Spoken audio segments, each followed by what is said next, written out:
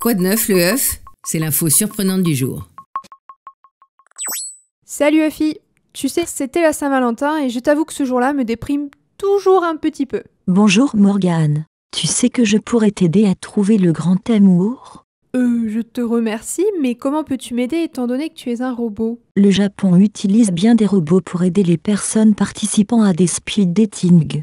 Comment? Une compagnie japonaise de création d'intelligence artificielle a organisé à Tokyo un événement de rencontre entre célibataires. D'accord. Ce speed dating a été organisé spécialement pour les célibataires timides. Des robots ont servi de messagers entre les participants.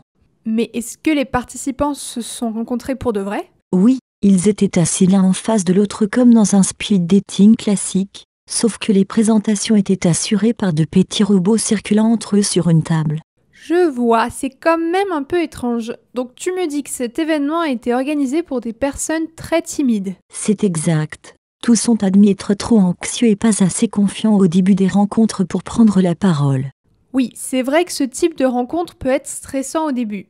Peux-tu m'en dire plus sur le profil des participants? Ils étaient 28, originaires de Tokyo, et ils avaient entre 25 et 39 ans. Leur but n'était pas seulement de trouver l'amour, mais un époux ou une épouse. Ah carrément!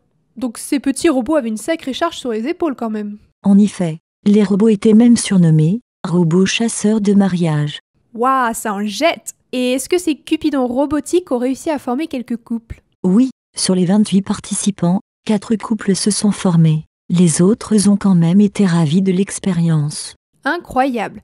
J'imagine qu'on n'est qu'au début d'un très grand succès dans ce cas. En réalité, les événements de speed dating visant à former des couples de mariés sont très populaires au Japon depuis le début des années 2000. Ces robots sont en revanche une grande nouveauté. Eh ben Effie, tu veux vraiment te reconvertir là-dedans? Je vais y réfléchir. Bon bah tu me diras, hein. Merci pour l'info en tout cas. À bientôt sur le HuffPost.